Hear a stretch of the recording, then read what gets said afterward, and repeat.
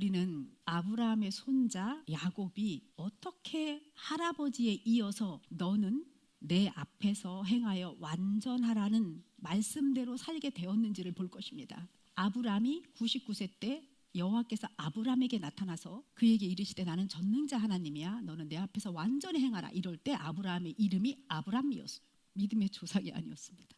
그런데 아직 아브라함이 아니었을 때 주님께서는 나타나셔서 너는 내 앞에서 행하여 완전하라고 말씀하십니다. 그런데 이 아브라함의 손자 야곱도 너는 내 앞에서 완전히 행하라 하는 말씀대로 살게 됩니다. 성경 말씀을 읽으면 아브라함도 우리도 정말 전적인 은혜로 하나님을 만나게 되었다는 것을 알게 되죠. 우리는 우리가 하나님을 찾으려고 애쓰고 다닌 게 아닙니다. 우리에게 말씀이 전해졌습니다. 하나님의 복음이 들렸습니다. 먼저 들렸고 우리는 선택했습니다. 하나님의 전적인 은혜로 우리는 하나님을 만났습니다. 그래서 신약을 사는 우리들은 예수 그리스도의 십자가의 보혈의 사랑을 지나서 그 안에서 거듭나서 살게 되었습니다. 그것이 우리들의 모습입니다. 아브라함도 야곱도 예수 그리스도의 십자가의 보혈의 사랑을 지나서 새로운 피조물이 된 우리도 똑같은 하나님 아버지의 전적인 은혜로 말미암아 하나님을 아버지라고 부르게 되었습니다. 이 건물이 지어진 이야기를 잠깐 하게 되는데요. 하나님께서 이 샤이니드 건물을 허락하실 때에 이미 땅 계약이 다 끝났는데, 이게 뒤늦게 우리가 알게 된 사실이지만 이 땅을 들어오려면 반드시 사야만 하는 기다라고 좁은 땅이 있었어요. 그 출입구에 문 드르륵 여는 그곳 바로 앞에 긴 땅은 우리 것이 아니었던 거예요. 그래서 그것을 밟고 들어오려면 그 땅을 사야 되는데, 좀 억울하다 이랬던 것은 이전에 이 땅에서 집을 짓고 살았던 사람들은 그냥 막 드나들면서 사용했던 땅이거든요. 그런데 막상 우리가 건물을 지으려고 하니까 그 땅을 꼭 사야만 하는 거예요. 여기로 들어오려면 그걸 밟고 들어와야 되는 거예요. 그래서 참, 남들은 여태까지 몇십 년을 그냥 살았는데 왜 우리는 이 땅을 사야 돼? 이랬습니다. 근데 그때에 되게 고민했어요. 씨름했던 것 같아요. 근데 주님께서는 막벨라 굴을 산 아브라함 이야기를 떠올려 주셨어요. 그곳은 막벨라 굴이다. 막벨라 굴은 어떤 굴이냐면 보석이 숨겨진 땅이다. 점점 더 나아가서 보석이 숨겨진 땅을 발견한 사람이 어떻게 했지? 자기가 가진 소유를 다 팔아서 그 땅을 사는 거 아니냐? 너는 보석을 발견하였다. 이제 어떻게 하겠니? 저는 이 마태복음 13장 44절의 말씀이 제 안에 있었어요. 천국은 마치 밭에 감추인 보화 같으니 사람이 이를 발견한 후 숨겨두고 기뻐하며 돌아가서 자기의 소유를 다 팔아서 그 밭을 사느니라. 그래서 아멘이 절로 나왔습니다. 막벨라 굴이라고요? 그곳에 보석이 숨겨져 있다고요? 네, 그렇다면 사야죠. 적극적으로 사야죠. 그 보석은 발견한 자만 아는 것 아닙니까? 어떤 값을 치르고라도 그 땅을 사야겠습니다 생각했고, 우리는 팔려는 사람이 원하는 값을 다 치르고 그 땅을 사라는 감동을 받았고요. 그렇게 충분한 값을 치르고 그 땅을 샀고 이 건물이 지어지게 되었습니다. 그러고 났더니 이 땅이 교회가 된 거예요. 교회가 된 거예요. 너무 신기한 일이죠. 창세기에서 막벨라 굴은 가나안 땅을 차지하는 중요한 시작이었고요. 이방인 갈렙에게 이어지고 갈렙의 딸인 악사에게 이어지면서 기름 부으시 충만한 땅이 되었습니다.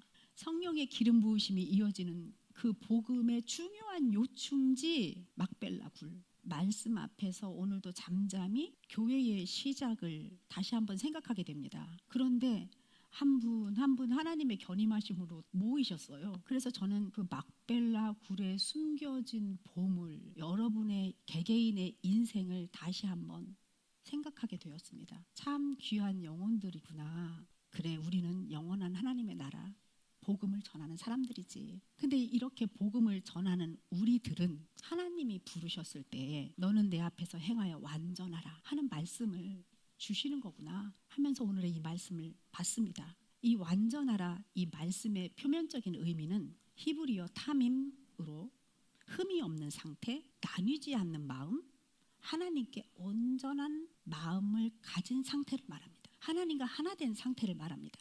너는 내 앞에서 완전히 행하라 하는 말씀 앞에 딱 섰을 때 이 완전함의 의미는 완벽함이 아니구나.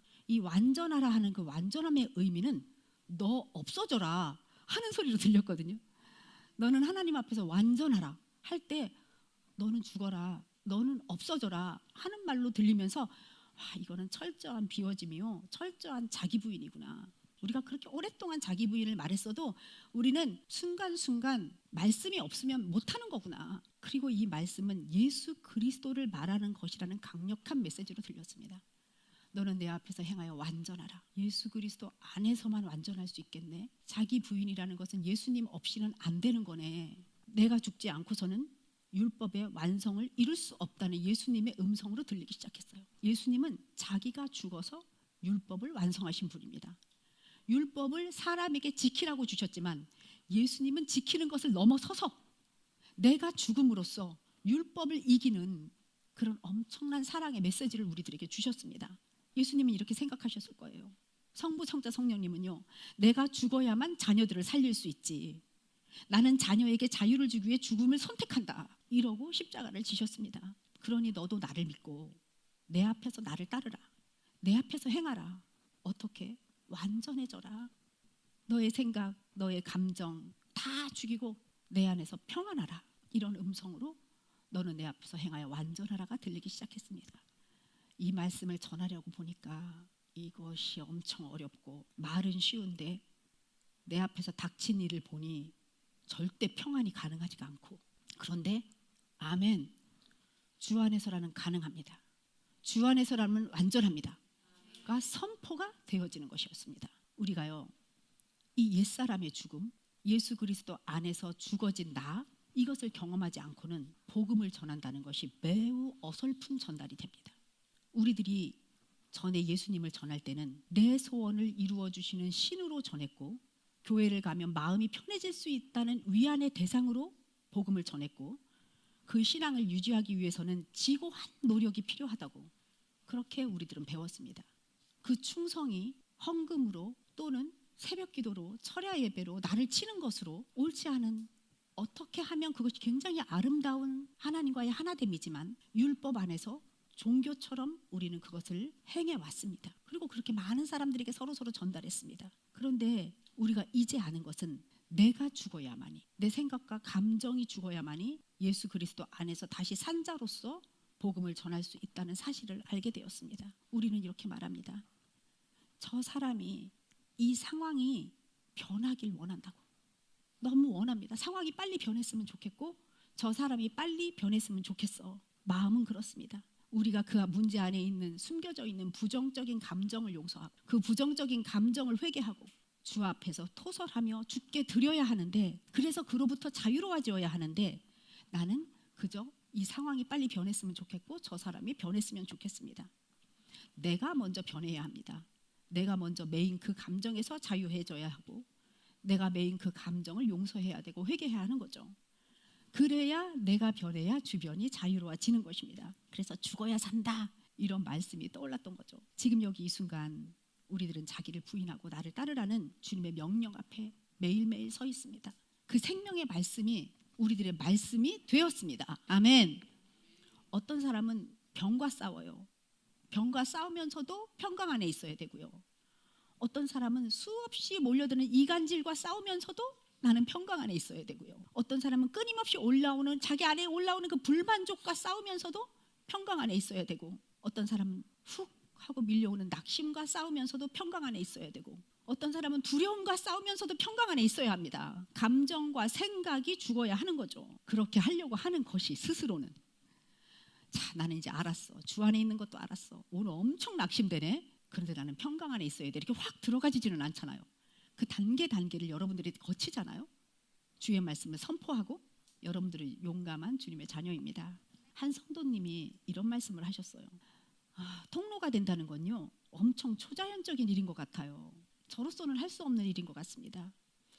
내 입에서 내 상황과 상관없이 어떤 사람을 만났을 때 내 상황은 엉망인데 복음을 전할 수 있다는 건요, 그 복음이 나를 통치하기 때문에 나도 모르게 내 심중에서 나오는 말을 하는 것 같아요. 나는 사실은 엉망이거든요. 근데 난 지금 복음을 전하고 있어요. 그래서 어떻게 내가 이럴 수 있지? 라고 생각하게 되었어요. 내 상황이 어떠할지라도 나는 주님의 통로 되었기 때문에 전해 라고 하는 것이 왠지 너무 약하게, 그 설명이 너무 약하게 느껴져요. 그래서 역풍을 맞으며 걷는 사람을 생각해 봤어요. 바람이 막 오는데 막 걷고 있어. 이 사람은 사람이야, 물질이야.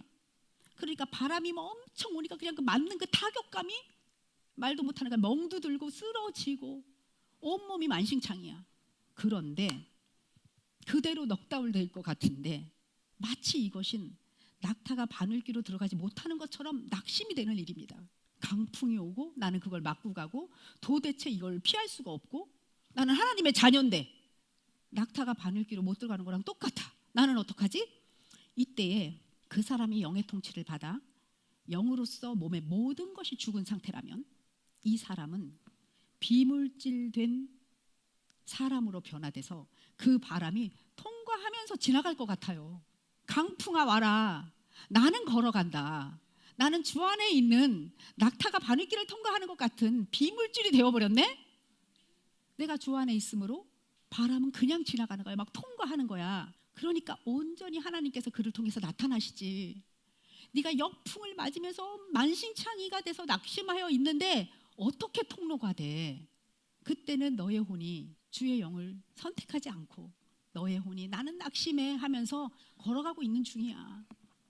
일주일을 살다 오신 여러분, 여러분에게 여러분들이 겪은 일들, 여러분들이 넘어졌다 일어났고 주님이 여러분의 인생에서 나타났고 하는 것들을 말하려고 하면 그 간증할 것이 엄청 많으실 겁니다. 여기 나와서 한 분씩 이렇게 말씀을 나누라고 하면 죽었다 살아난 그 가짜를 버리고 진짜가 된 많은 이야기들을 여러분들은 저에게, 우리들에게 나눠주실 것 같습니다.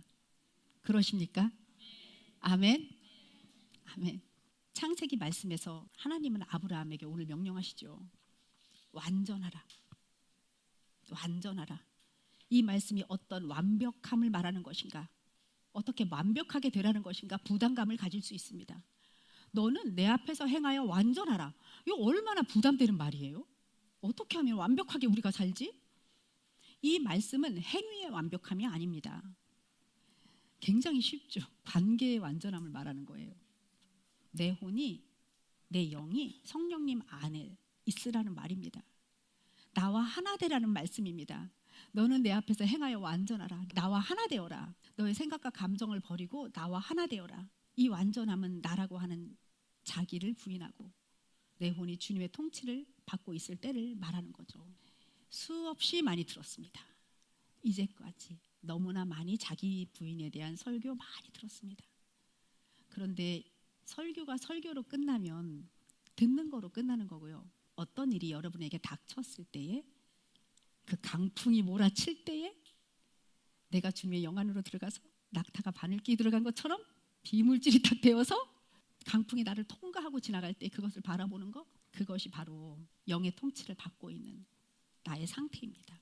성령님께서는 우리들에게 이 완전함 안에서 살라고 하십니다. 이 완전한 안에서 살면서 주님의 복음을 전하라고 하는 거예요. 나의 죽음을 경험하지 않고 복음을 전한다는 것은 정말 어설픈 전달이 되죠. 이거 어쩌면 가짜입니다. 1터 3터에서 우리들은 하나님의 자녀로 살아갑니다. 육신의 생각을 따르는 겉사람으로 살아가는 삶은 마치 광명한 천사의 옷을 입고 말하고 웃고 행동하는, 그러니까 선한 것 같지만 그 의도는 은근슬쩍 판단하고 불안을 조장하고 결국에는 그 심중에 심겨진 것으로 하나님과 이렇게 분리되게 합니다. 사람들을. 그러니까 이것은 분별력으로 우리는 구분해야 하는 거죠. 우리도 그렇게 나의 소견대로 오랫동안 그런 인생 살아왔습니다. 좋은 말 하는 것 같고 위로하는 말 같아도 그 안에는 의도가 있었습니다. 그런 의도를 가지고 복음을 전해서는 안 됩니다. 겉사람으로 복음을 전해서는 안 됩니다. 아브람으로 복음을 전해서는 안 되고 아브라함으로 복음을 전해야 하는 거죠. 예수님의 복음을 전할 때에 내 소원을 이루어 주신 전능하신 신, 그분을 믿으면 마음이 편해질 수 있다는 위안의 대상, 그리고 많은 노력이 필요해. 이렇게 은근슬쩍 선하게 이렇게 전하면 우리 모두는 하나님을 왜곡하고 하나님을 우상으로 만들고 종교적으로 종교 활동을 하게 되죠. 모든 것이 우상이 됩니다. 오늘 우리들은 아브라함의 손자 야곱의 이야기 속에서 이 모든 것을 다 벗어버릴 겁니다. 하나님 안에서 자유해질 겁니다. 야곱은요, 성공이라는 잘못된 완전함을 추구하며 달려갔던 사람이에요. 팥죽으로 형 에서의 장자권을 은근슬쩍 빼앗기도 하고요. 그의 엄마와 짜고 눈이 어두운 아버지를 속이고 장자의 축복권을 빼앗기도 합니다. 그리고 분노한 형을 피해서 도망자의 인생을 살면서 그에게는 평강이라고는 없었습니다. 매 순간 인생을 계산하면서 살아갑니다. 그런데 그에게 두 번에 걸쳐서 베델이라는 하나님의 약속의 땅, 지성소, 하나님이 계신 곳을 경험하게 되죠. 첫 번째는 형의 장자권을 빼앗고 삼촌 라반이 있는 하란 땅으로 도망가고 있는 도중에 꿈을 꾸게 돼요. 거기에서 꿈에 본 것은 사닥다리가 하늘 위에 이렇게 쫙 연결되어 서 있는데요. 그 꼭대기가 하늘에 닿았고 그 꼭대기를 보니까 하나님의 사자들이 그 위에서 오르락 내리락 하는 것을 보게 됩니다. 하나님은 야곱에게 그렇게 아름다운 환상의 세계를 보여주시면서 그곳에서 일방적으로 약속하십니다. 어떤 약속이냐? 창세기 28장 8절에서 15절의 약속이에요. 여호와께서 그 위에서 서서 이르시되 나는 여호와니 너의 조부 아브라함의 하나님이요 이삭의 하나님이라. 네가 누워있는 땅을 내가 너와 내 자손에게 주리니 내 자손이 땅의 티끌같이 되어서 내가 서쪽과 동쪽과 북쪽과 남쪽으로 퍼져나갈 것이며 땅의 모든 족속이 너와 내 자손으로 말미암아 복을 받을 것이다. 내가 너와 함께 있어서 내가 어디로 가든지 너를 지키며 너를 이끌며 이 땅으로 돌아오게 할지라. 내가 내게 허락한 것이 다 이루어지기까지는 나는 너를 떠나지 아니하리라. 와, 이 장면은 정말 놀랐습니다. 야곱은요, 지금 형과 아버지를 속이고 도망하는 중이에요. 겉사람의 절정의 상태예요. 그런데 하나님께서 그에게 나타나셔서 아무 조건 없이 그냥 아무 조건 없이 일방적으로 약속하시는 거예요. 그 축복을. 내가 너와 함께 하겠다. 내가 너를 지키겠다. 내가 너를 이루겠다. 이 약속은 오직 하나님의 일방적인 약속입니다. 우리들도요, 이렇게 주님을 만난 거예요. 우리가 주님을 만나서 예수 그리스도 안에서 하나님과 하나 되어서 하나님을 아버지라 부르고 있으니 하나님은 우리들에게 내가 너와 함께 할게. 내가 너를 지켜줄게. 내 뜻을 너를 통해서 이룰게. 라고 우리들에게도 지금 말씀하고 계시는 거예요. 그냥 일방적인 약속이에요. 그런데 야곱이 어떻게 반응하는지 아세요? 네, 하나님이 나와 함께 계셔서 내가 가는 이 길에서 나를 지키시고 먹을 떡과 입을 옷을 입혀주셔서 내가 평안히 아버지 집으로 돌아가게 하시오면 여호와께서 나의 하나님이 되실 것이요. 조건을 딱 걸어요. 이게 뭐예요? 조건부신앙이에요. 내가 너를 지켜줄게. 내가 너를 통해 이 뜻을 이룰 거야. 네, 알겠습니다. 당신이 나에게 먹을 것을 주시고 입을 것을 주시고 이것도 해주고 저것도 다 해주시면 네, 제가 하나님이 아버지인 것을 알겠습니다. 철저히 내가 살아있는 상태죠. 죽음을 경험하지 않는 이 신앙 상태, 하나님을 도구화하고 하나님을 내 소원을 이루는 존재로 우상으로 만드는 길입니다. 근데 우리 하나님이 어떤 하나님이세요? 우리를 택하셨죠. 하나님은 여기서 끝내지 않습니다. 이대로 내가 이렇게 내가 살아있는 상태로 살도록 놔두지를 않으시죠. 베델, 이 약속의 자리에서는 하나님이 이렇게 약속하셨고요. 어디로 야곱을 이끌고 가느냐? 죽음의 자리, 브니엘로 인도하여 가십니다. 약속만 받고 죽음을 통과하지 않으면 그 복음은 종교가 되고요. 하나님은 그냥 우상이 됩니다. 죽음을 경험하지 않고 전하는 그 복음을 가장한 밝은 말, 선한 말, 옳은 말, 위로하는 말은 광명의 청사처럼 보일 수 있습니다. 그 안에는 하나님 없이도 살아갈 수 있는 의도가 들어있고요. 하나님을 전하지만 하나님 없이도 살 수 있어. 네 힘으로. 결국 자신의 노력이나 그 마음을 알아달라는 아우성, 이 우상이 이 안에 들어있어요. 나 좀 알아줘. 이 베델과 브니엘을 말씀하시는 하나님, 이 브니엘에서 나의 거듭난 영이 발견돼요. 새롭게 된 나의 심중의 시작이며 곧이어 나올 엘베델, 하나님의 영의 통치를 받는 온전한 상태, 곧 영과 혼과 몸이 정렬된 완성된 상태까지 우리를 데리고 가십니다. 베델에서 주님을 경험했어요. 만났어요. 그때는 겉사람이었습니다. 주님 사랑합니다 외칠 수 있습니다.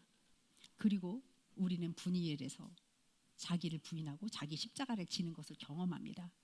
그리고 엘 베델에서 완전한 하나님과 하나됨을 만나게 됩니다. 아멘. 야곱의 인생에 드디어 변화가 일어나기 시작합니다. 죽음의 날, 축하하는 날입니다. 어떤 거냐면 야곱은 홀로 남았더니 어떤 사람이 날이 새도록 야곱과 씨름하다가 자기가 야곱을 이기지 못함을 보고 그가 야곱의 허벅지 관절을 치매 야곱의 허벅지 관절이 그 사람과 씨름할 때 어긋났더라. 그가 이르되 날이 새려하니 나로 가게 하라. 야곱이 이르되 당신이 내게 축복하지 아니하시면 가게 하지 아니하겠나이다. 그 사람이 그에게 이르되 내 이름이 무엇이냐? 그가 이르되 야곱이니이다. 그가 이르되 내 이름을 다시는 야곱이라 부를 것이 아니오 이스라엘이라 부를 것이니 이는 내가 하나님과 및 사람들과 겨루어 이기었습니다. 하나님은 관계 회복으로 야곱을 이끌고 가시는 겁니다. 지금 여기 이 창세기의 말씀에서 야곱의 환도뼈가 어긋나는 시간, 영광스러운 순종의 시간이 도래했습니다. 야곱이 왜 이렇게 씨름했을까요? 야곱이 왜 이렇게 어떤 사람이 날이 새도록 야곱과 씨름하게 되었을까요? 야곱은 무엇을 그렇게 씨름했을까요? 이때가 언제냐면 형 에서가 자기를 죽일 수도 있다는 두려움에 떨면서 있는 시간이었어요. 형 에서를 만나러 가고 있는 중입니다. 지금 이전에 형 에서를 속이고 장자권을 뺏어가지고 하란으로 도망갔잖아요. 근데 거기에서 이제 다 식구들을 다 데리고 지금 고향으로 돌아가는 중이에요. 형 에서에게 죽게 생겼습니다. 너무너무 무서운 상태예요. 야곱은 에서가 자기를 죽일지도 모른다는 그 두려움에 하나님 앞에서 씨름하는 중이거든요. 두렵습니다. 주님, 나 좀 살려주세요. 이 두려움이 너무 커서 자기가 원하는 대로 안 될까 봐 너무너무 두려워서 영의 생각을 따르는 것이 잘 안 되는 거예요. 하나님 안으로 들어갈 수가 없습니다. 순종이 안 됩니다. 씨름을 누구랑 하느냐? 지금 자기 자신하고 하고 있는 중이에요. 나는 못 놔. 난 너무 두려워. 이 두려움을 놓을 수가 없어. 하면서 계속 씨름하고 있는 중이에요. 우리는 사는 동안에 자식하고 남편, 아내, 환경, 물질 수많은 것들과 씨름합니다. 그것들이 다 씨름의 대상입니다. 그 씨름은요 결국 내 욕심과 그것을 나타내는 우리의 겉사람이 그대로 드러나기를 하나님의 그것을 기다리시는 하나님의 내가 씨름하는 중에 결국에 나 욕심이 드러날 거고 그 씨름하는 중에 내 겉사람의 모든 것들이 다 드러날 거 아니에요. 자기의 밑바닥이 다 드러날 거 아니에요. 그것을 주님께서 지금 기다리고 계시는 중이에요.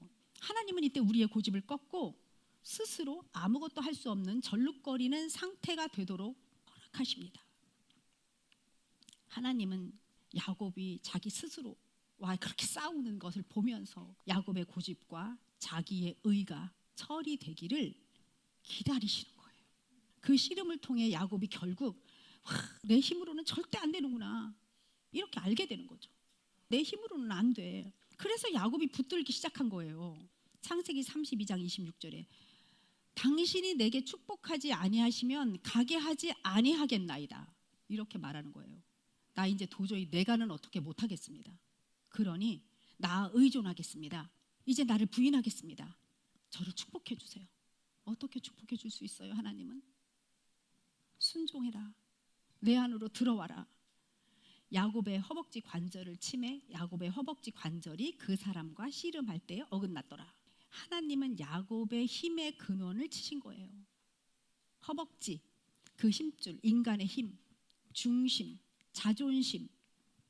하나님은 그 허벅지 관절 왜 치셨습니까?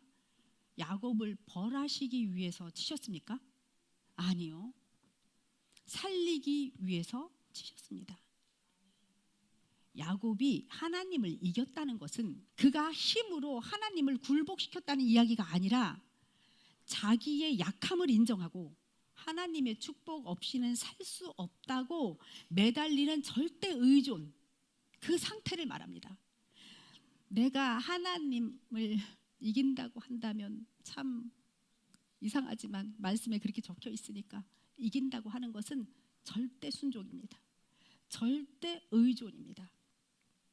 자기의 생명으로 내 의로 살기를 포기하고 하나님의 생명에 접붙임 바 되어서 그분으로 사는 존재로 바뀌는 것, 그것이 하나님을 이긴다고 하나님은 표현하십니다. 우리 하나님 이기고 싶지 않잖아요. 하나님의 생명과 하나 되고 싶으시잖아요. 근데 하나님은 네가 나를 이기려면 나한테 의존해. 네가 나를 이기려면 나에게 순종해. 나의 사랑으로 너를 덮을게. 이런 야곱이 계속 자기 힘으로 살면요, 그는 하나님 없이도 살아갈 수 있어요. 자기의 능력과 자기의 힘과 자기의 지혜로 얼마든지 살 거 아니에요. 그런데 하나님은 우리를, 야곱을 그렇게 두지 않으십니다. 우리는 이렇게 말하죠. 하나님께서 내게 축복하지 않으시면 하나님 어디 못 가요. 우리는 이제 이렇게 말할 수 있잖아요. 이렇게 고백할 수 있잖아요. 그 야곱도 이렇게 고백한 거예요. 하나님을 붙드는 자가 되었습니다. 하나님 안에 거하는 자가 되었습니다. 내가 죽고 예수로 사는 자가 되었습니다. 아멘. 야곱의 환도뼈가 부러진 것처럼 나의 자존심, 나의 계획, 나의 의, 이것이 부러져야 되는 거죠. 근데 우리는 이게 안 부러지고 복음을 전하고 싶고, 이게 안 부러지고 그냥 사역하려고 하고, 이게 부러지지 않고 그냥 살고 싶습니다. 그냥 죽지 않고 하나님을 이용하고 싶습니다. 근데 절대 그렇지 않아요. 이제는 절대 그렇지 않고요. 환난 중에 기뻐하라는 주님의 말씀이 그냥 보여지는 거예요. 왜? 하나님께서 말씀하셨어요. 환난을 기뻐해, 고난을 기뻐해. 왜냐하면 고난 중에 장차올 영광을 볼 수 있는 자가 너희들이야. 고난 뒤에 있는 다가올 영광을 바라봐라. 새하늘과 새 땅에서 주님과 하나 되는 그 영광, 할렐루야. 우리의 본향으로 돌아가는 그곳, 할렐루야. 우리는 정말 부모님들이 돌아가시는 걸 보면 80, 90, 조금 90 넘은 정도세요.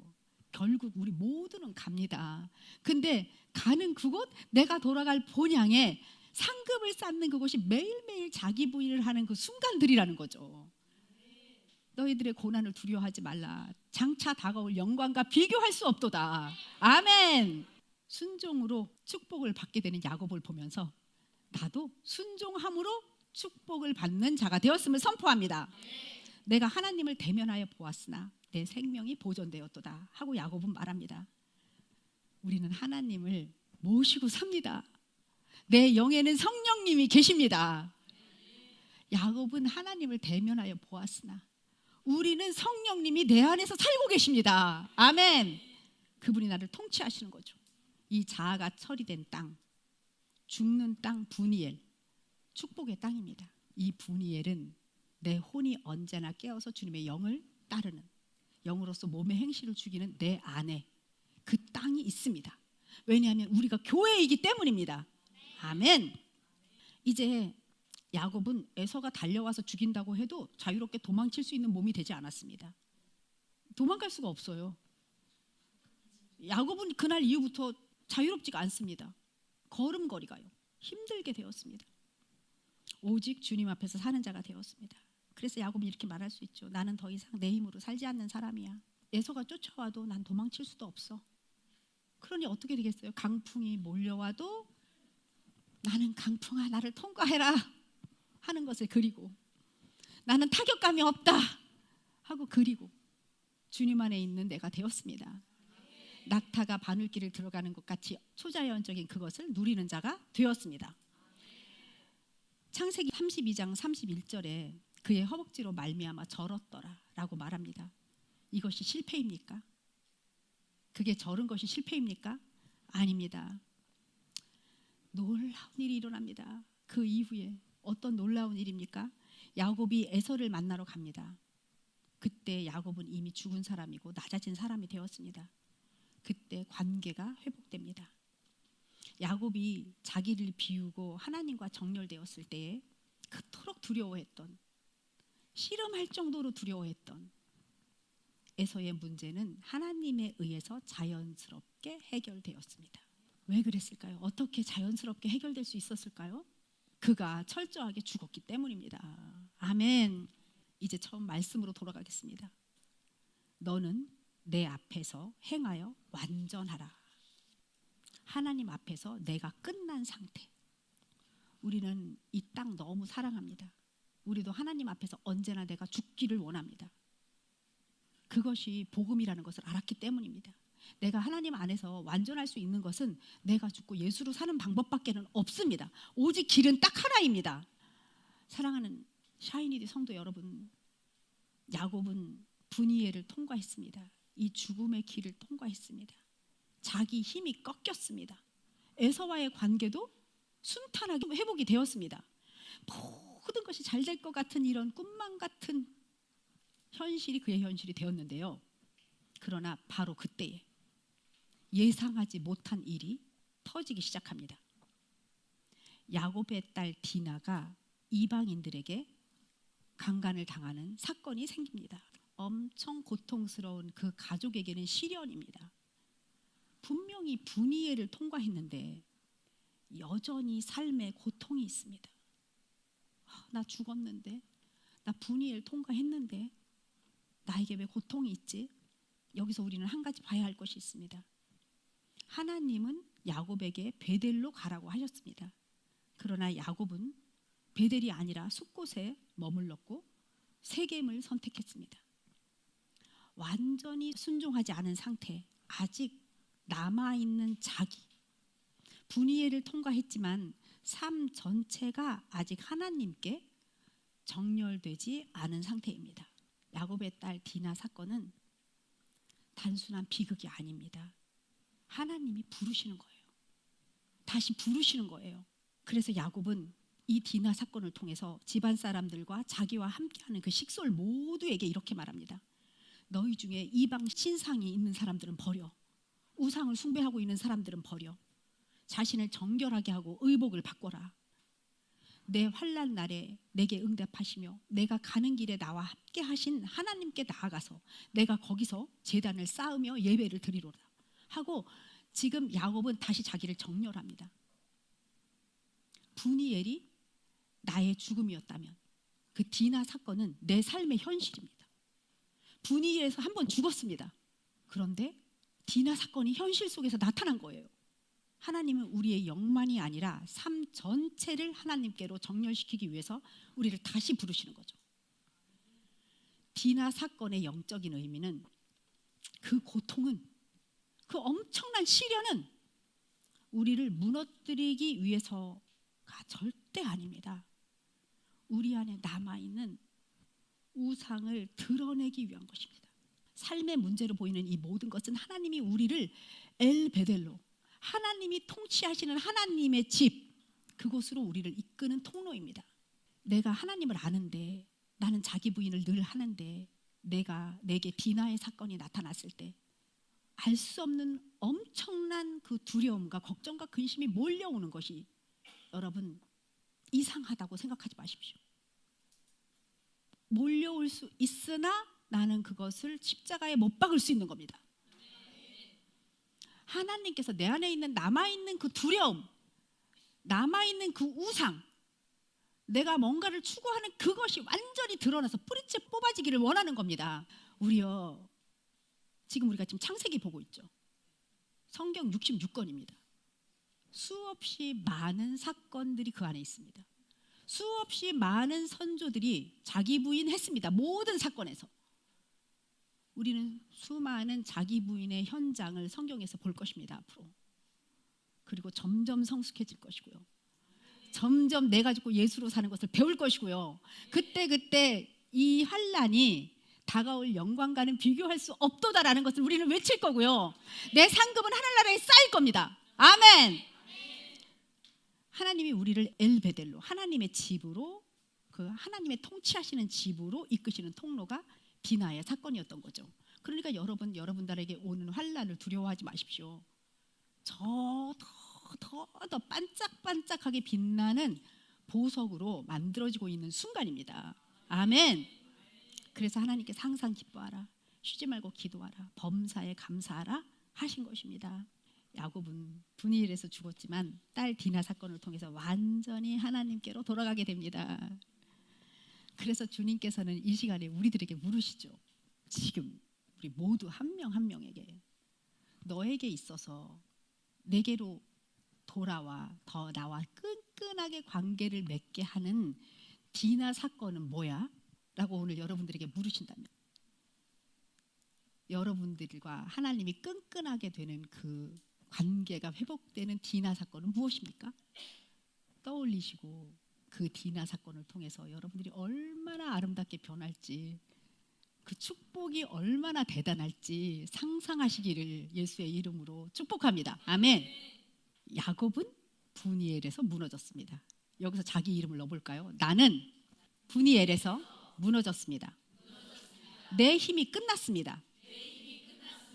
더 이상 내 힘으로는 살 수 없는 상태가 되었습니다. 아멘. 이것이 절대 의존입니다. 나는 할 수 없습니다. 주님 없이는 살 수 없습니다. 이 고백이 나오는 순간 여러분의 인생이 끝난 것이 아니라 비로소 시작되는 거예요. 이제 내가는 안 돼요. 하나님으로 말미암아 됩니다 할 때 이제 시작되는 거예요. 그런데 우리를 하나님께서는 절대 의존의 상태로 머무르게 하질 않으세요. 그 정도로는 만족하시지 않습니다.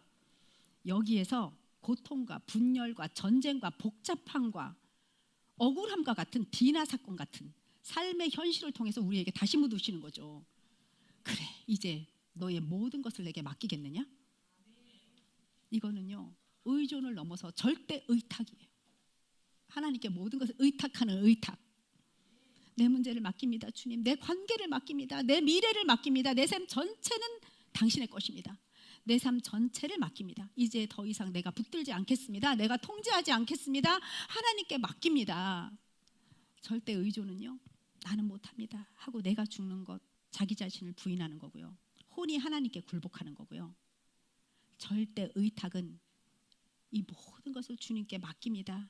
영의 통치를 받겠습니다 하며 자기 십자가를 지는 것입니다.